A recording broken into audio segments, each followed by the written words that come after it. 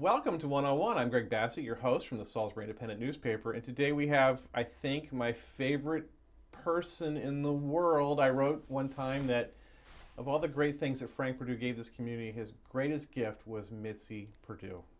Welcome, Mitzi.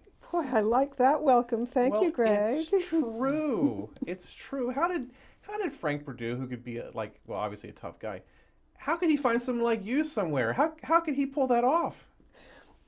I've got to tell you, I honestly really feel that I'm rarely stumped by a question.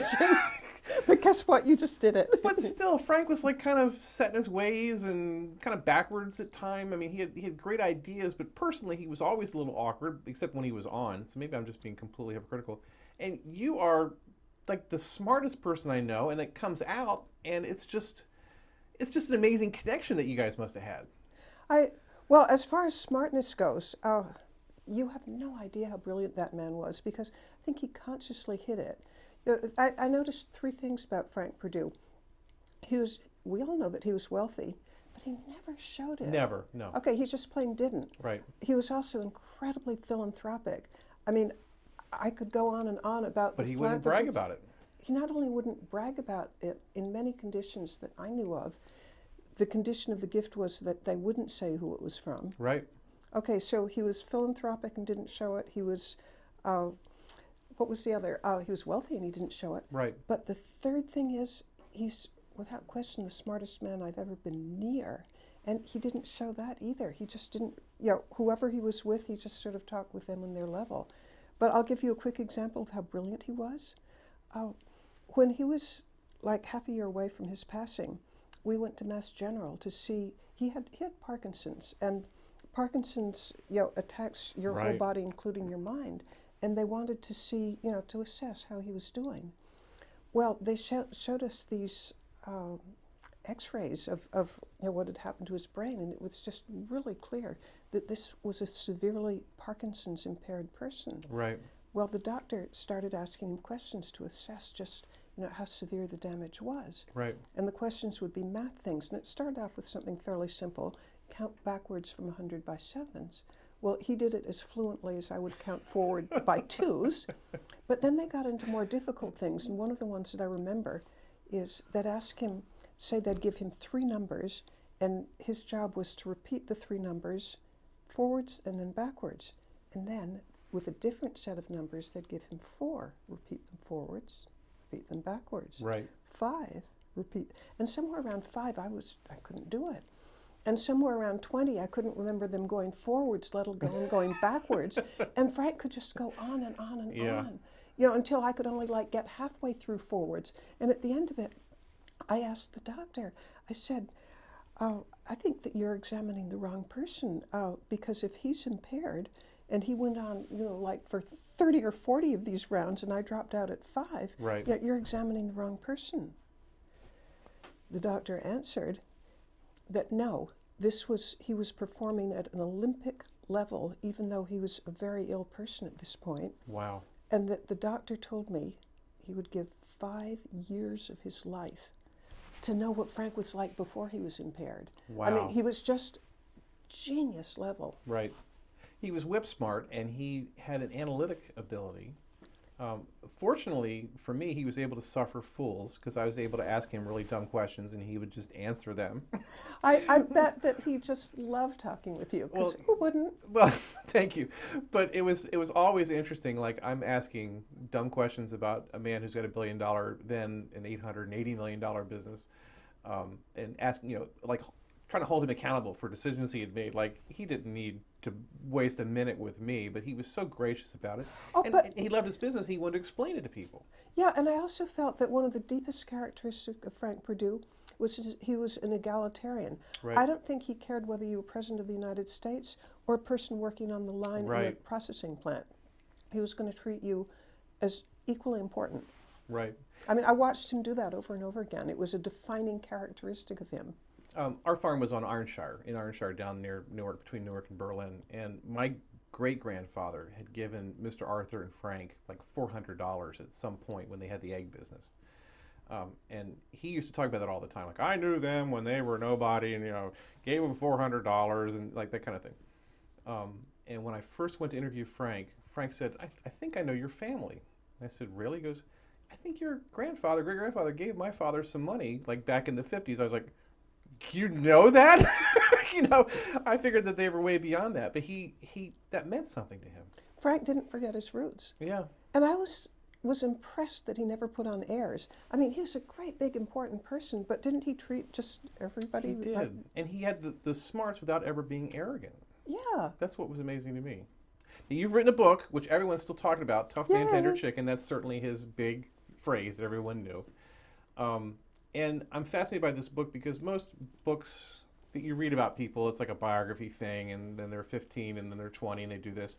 But you've gone through and analyzed his business decisions and what was behind them, and you open an eye into how he thought about things. And certainly his marketing was very innovative. The idea that you could charge 2 cents more per pound for a premium product and people would pay it, have it not be frozen. Things that were just absolutely groundbreaking. The entire business is based that way now, but Frank invented that. That's true.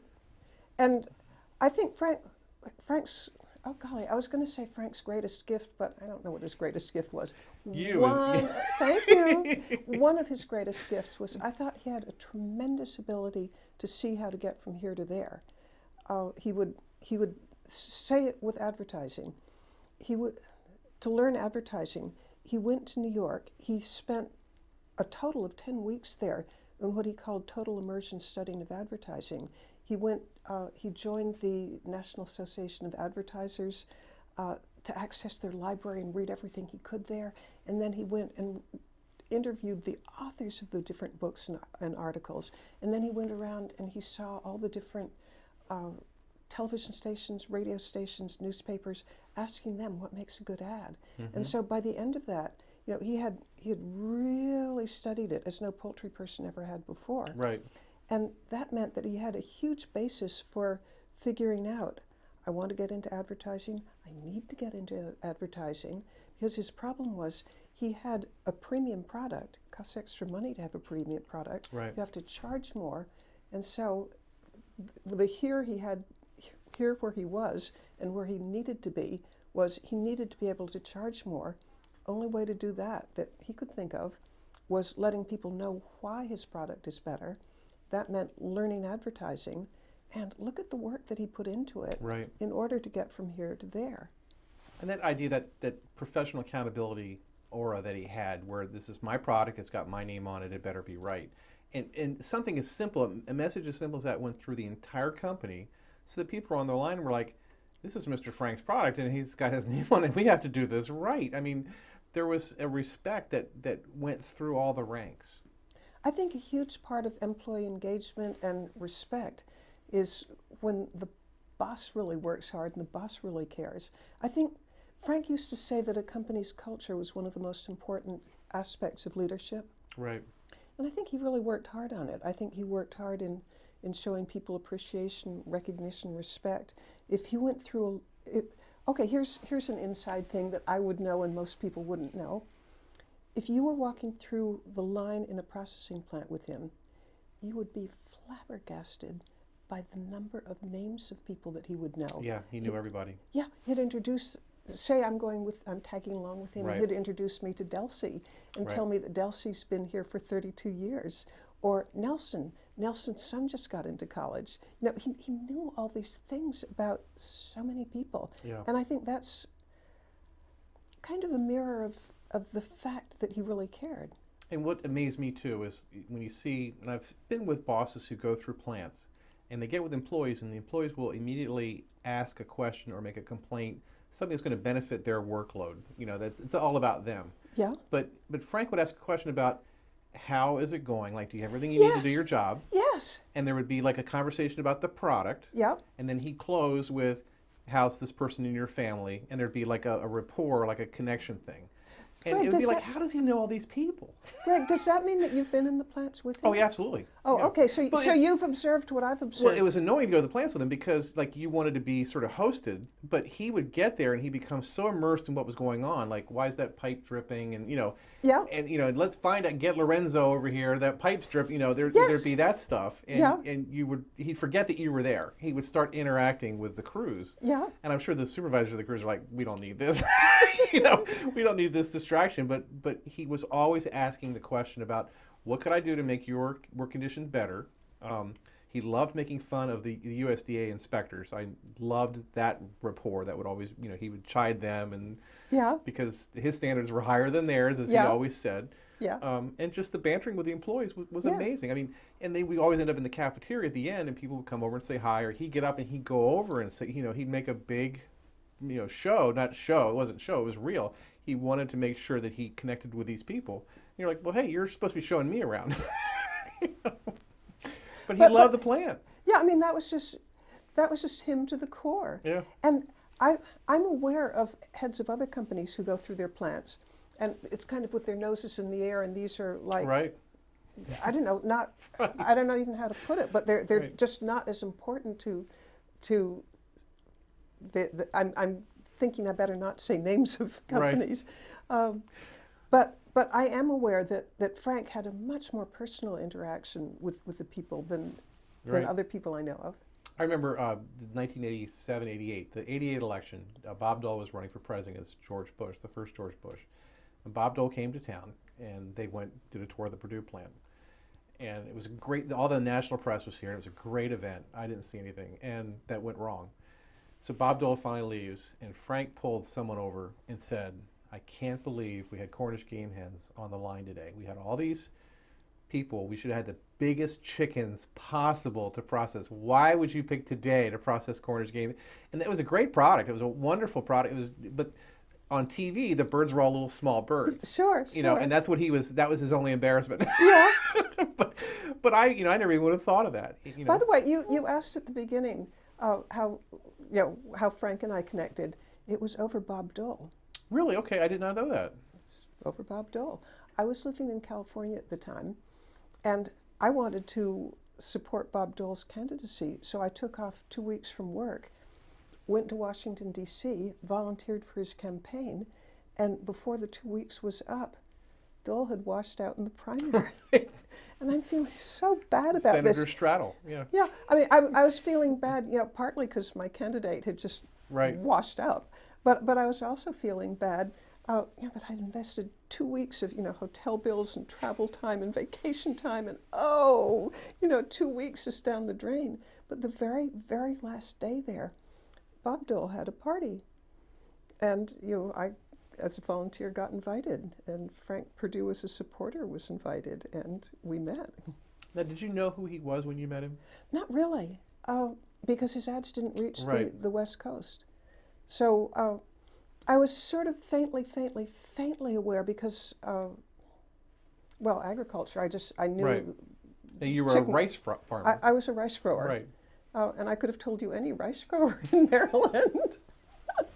but no, I really wasn't fully aware of who he was. And chicken and rice go really well together, obviously. That's what we decided that evening. The thing is, he arrived late. I had to leave early, and we only overlapped by 10 minutes, but it took. Right. Chicken and rice go well together. So then you meet him, and then you find out more about who he is? I mean, when was the first time you saw one of his commercials? Not until I was actually dating him. Wow. Because I went back to California, but would talk on the phone for a couple of hours every night. And, I really liked him on the phone. Right. And he invited me to come back and visit him. And here... See, I can't imagine him having the patience. That just shows where you're special. I can't imagine him having the patience to talk on the phone for very long. I think he enjoyed it. I'm sure he did, but still. I always thought that was one of our strong points. We talked. Right. That's amazing. And the more you found out about him, The more I liked him. and the more fascinated you were, obviously. Yeah, I mean, I was almost a Frank groupie. I admired him so much, and this our entire time together. I mean, I just admired his approach. I thought he was the most profoundly good person I'll ever meet. Interesting. Now, what was your first impression of Salisbury when he drug you down here to Salisbury? Uh, And I've heard you tell this story when you first came to town. when I first came to town, I had the best impression of it, and it came about from a circumstance that I wish I could find. It's a mystery to me. You know, maybe somebody watching this could answer the mystery. But I'm in a rented car driving from the airport, ending up in Salisbury, and I had a map, but I'm not good at maps, and I'm not good at directions. In fact, I'm really bad at them. So I stop at one of the convenience stores On the way into town on Route 50. the way into town. Yeah. And I actually am in the middle of buying a more detailed map than the one that came with the rental car. Right. And a couple come up to me and they say, can we help? And I say, yeah, can you help me find? And I mentioned the address, and they said, yeah, it's here. You have to go here, here, here, and here. Now, is to this get the there. Woodland Roadhouse? Woodland Roadhouse. Okay, and I'm getting more and more confused as I look at all these strange lines. And they said, don't worry about it. We'll show you. And they were in a yellow pickup. And so I get in my car and I follow them. And as the turnoff comes to Woodland, I wanted to thank them. Right. Because they had just done this wonderful favor for me. Right. And they drove off, and Right. I never had a chance to thank them. But my introduction to Salisbury was, people who were generous with their time and friendly. And Right. I was so grateful. And if they had ever known that we're escorting the woman who's going to marry Frank Purdue, no one would ever believe that. Well, if they're watching right now, please get hold of me. That's amazing. And then this town, which you'd think would be skeptical, like, okay, Frank has another woman in his life. We've been through this before. But then it's you. Well, I just fell in love with Salisbury right off. I found everybody friendly. And then there's another thing. People were telling me that I was a good sport for putting up with the weather. And the weather was like 90 when I came in June. Right. But where I lived in California, you could have 30 days of 100-degree temperatures. Right. So this was kind of cool and pleasant. So you're never going to find me to complain about the weather. And then you must feel awful coming to a small town. Well, no.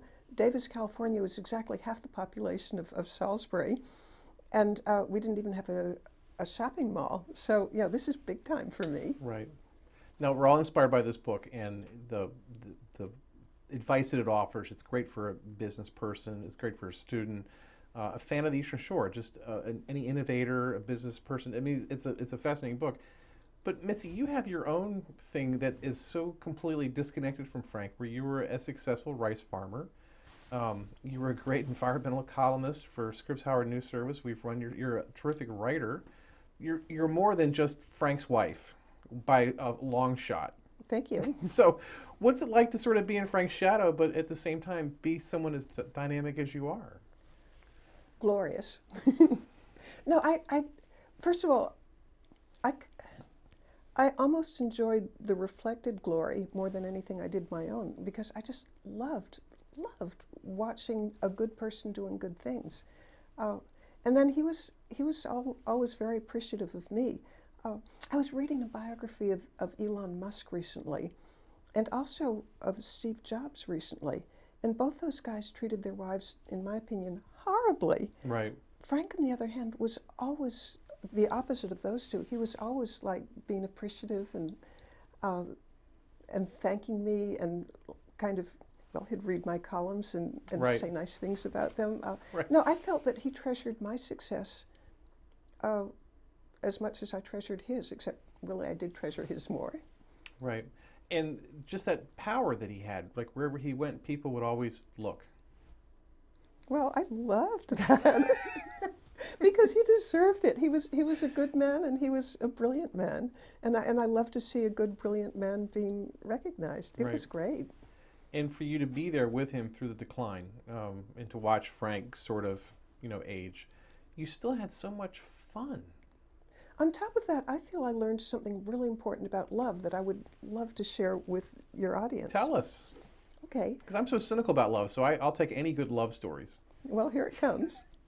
I had always had the impression, at least growing up, and maybe even to my 30s and 40s, 50s and 60s, that love was partly about, or maybe majorly about, was the person handsome? Was he a great conversationalist? Powerful?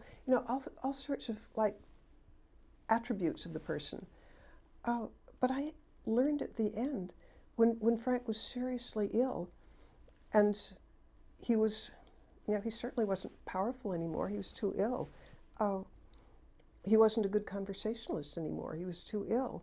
There was very little of the kind of what I call the outer trappings, and yet I felt he was absolutely as lovable at the end as he was at the beginning. He was. He was just, there was something about him, and is it a soul? What is it? But I felt I loved him as much, maybe more at the end than I did at the beginning when he was in his prime. Yeah, I got seated with him one time at a chamber lunch, probably 2 years before he died. And I wanted to know what his life was like is he still going to the office? Yes. I said, Mr. Purdue, what have you been doing today? He goes, well, this morning I watched Mitzi make an egg. So I guess you were in the eggatorium or whatever you called it, and you were making one of your exotic eggs. Okay. And I was like, gee, that sounds like fun. And he goes, no, it was a great morning. And just the way he looked at me, I could see, I'm thinking, Frank Purdue's watching a woman make this exotic egg. It's just the last thing I would imagine Frank telling me that's what he was doing today. But there was love.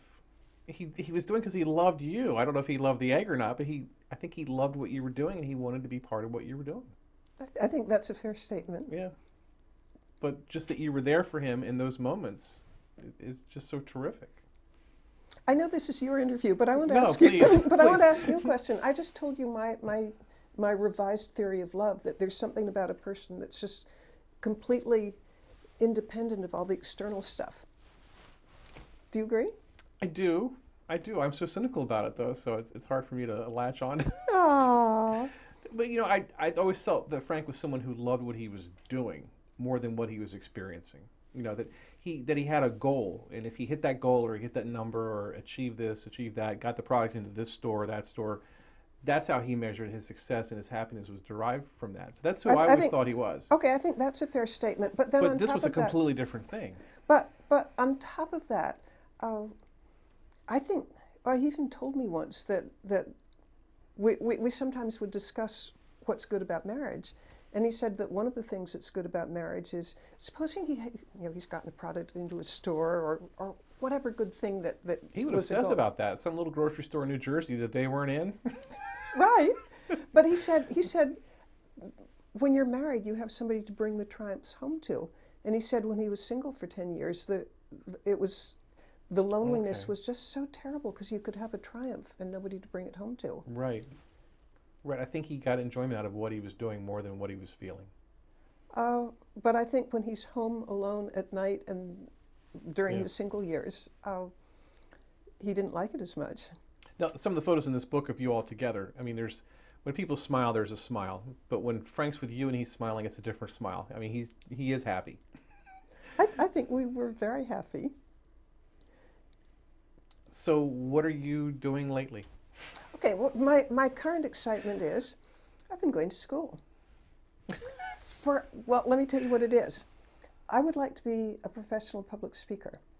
And the National Speakers Association has a year-long course. It's 8 hours once a month, and probably 30 hours of preparation for each of those 8 hours, if not more. I mean, it's just grueling. Right. But I'm loving it. And the reason I got into it is because of that book. I've gotten an awful lot of invitations to do public speaking. And I thought, why not learn to do it as well as I could? And so that is what I've been doing. I graduate in December. I was going to say, you're already there. You spoke at the United Way this year, and no one even looked at their food when you were up there talking. It was all about Mitzi. I mean, you had the room. Oh, Oh, I love hearing Yeah, that. Thank you, no. thank you, thank you. So I think you're already there. Uh, I One of the things that was stunning to me is how much there is to learn. I mean, when you see the great speakers, the ones who are making $40,000, there are roughly 1,000 things they know Right. that I can glimpse that they're there, but I didn't know them before taking the course. Right. Now, you're in New York a lot? Uh, Probably a couple of days a month. I'm on some boards. And you ask what I'm up to, something else that I'm really excited about. And actually this involves you. Uh-oh. No, because you published 2 articles about what Yes. I'm up to. Some of the local researchers, the doctors here, yes. Yeah. I'm part of the Scholar Rescue Program Right. of the International Institute of Education. And they're very involved in rescuing scholars from all over the world. But what a lot of people may not know is when bad guys take over a country, they want to erase the culture of the country. Right. And the first thing they do is they burn the books. The second thing they do is they kill the scholars. Right. And that is an unbearable tragedy because, civilization is about passing culture on. And if wonderful people who are like contributing to medicine or to making democracy work are killed, Right. that their ability to spread that information is gone. And so I'm just hugely involved in this effort to rescue scholars. And I'm working on trying to get a couple more in our area. Right. And you hosted someone recently, and I forget his name, from the World Health Organization, who talked about... Dr. Zhao. Right, Dr. Zhao, right, who was really compelling. It was one of those things I thought, well, what am I going to hear from this? But it was one of those things, again, I walk out completely changed. Oh, love hearing that. Yeah. Yeah, the other thing that I'm involved in is I write the blog for the Academy of Women's Health. And also I write for Genetic Engineering and Biotechnology News. I'm a science writer. Right. I used to be a rice grower, now I'm a science writer. That's... But that means that I get in contact with a lot of people involved with science and medicine. And Right. gee, that's fun. Well, and you were in New York, and the reason I was going to ask, you were in New York for when September 11th happened. You wrote a great piece for our paper to actually have been in town when that happened, and what a life-altering experience that would have been. Frank and I were there together. And I learned something that's not generally known. And this is about the city. We were told, the media was saying that the bridges and tunnels were closed. Are you aware that they weren't? No. I know firsthand that they weren't because Frank and I got separated. He was off in Long Island at some trade show, and I was in my hotel when 9/11 happened. And Frank at that time, he was in his late 70s, and Right. Almost from a health point of view, it would be good for me to be with him. Right. So the head of Purdue Transportation, Ray Hall, called me up and said, I can get you to Frank, even though he's not on Manhattan Island where the bridges and tunnels are closed. And I said, how can you do that? And he said, well, they're open for food trucks. Wow. And so he was able to get a food truck to come in and get me. But in the end, there was also a window of 1 hour where the Long Island Railroad was open, and Ray Hall knew it. Was able to get me in that plane so that I could train, so I could connect with Frank. Right. So you guys could be together. Yeah, but isn't it interesting that there was movement in and out of the city, and Right. that food trucks could get in? Interesting. Mitzi, I love your book. I love having you. It's Tough Man, Tender Chicken.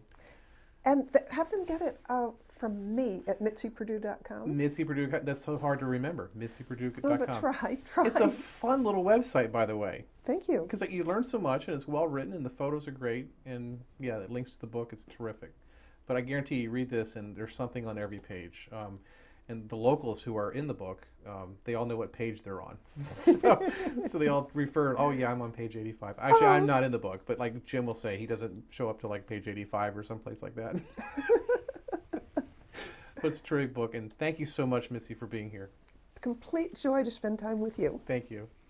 Another edition of One on One, Greg Bassett from Salisbury Independent Newspaper, right here on PAC 14.